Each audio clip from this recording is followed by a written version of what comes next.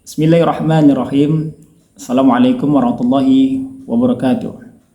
Saudara-saudariku yang dirahmati oleh Allah Subhanahu wa taala, mendekati Idul Fitri, maka sebagai orang yang beriman kepada Allah diwajibkan kita membayar zakat.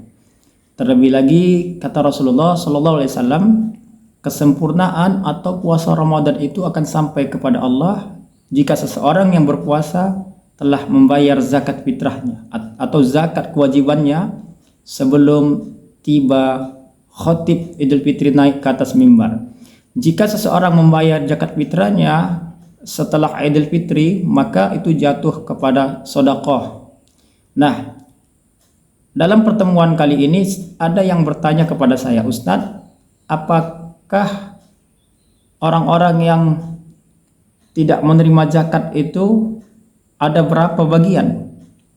Atau ada berapa orang yang tidak boleh menerima zakat? Maka kalau kita membuka di dalam buku karangan Syekh Sulaiman Rashid, ya, Fikih Islam, maka di sini dijelaskan minimal setidaknya ada 5 orang yang tidak berhak menerima zakat. Yang pertama, orang yang kaya dengan hartanya, dengan usahanya, dengan bisnisnya, dengan penghasilannya. Rasulullah Shallallahu Alaihi Wasallam bersabda, la taqillu syadaqatu li ghaniyyi wala lizi marrati sawiyyi.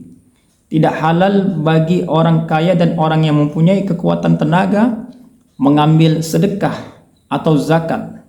Riwayat Al-Hadis Imam Ibnu Majah dan An-Nasai. Artinya, saudara-saudariku yang dirahmati Allah Subhanahu wa taala, orang kaya tidak wajib menerima zakat.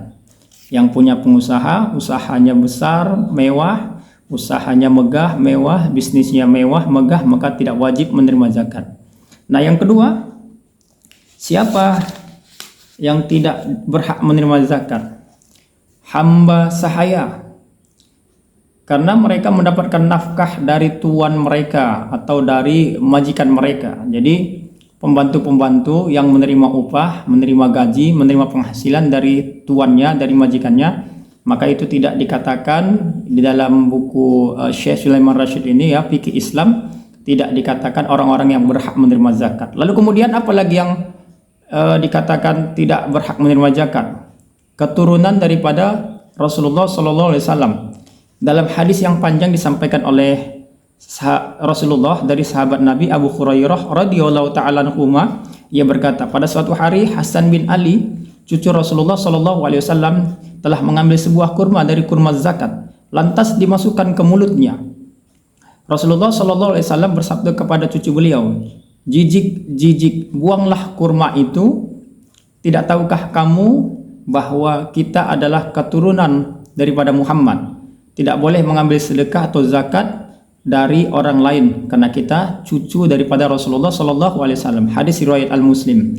Yang keempat, siapa yang tidak berhak menerima zakat fitrah? Orang dalam tanggungan yang berzakat.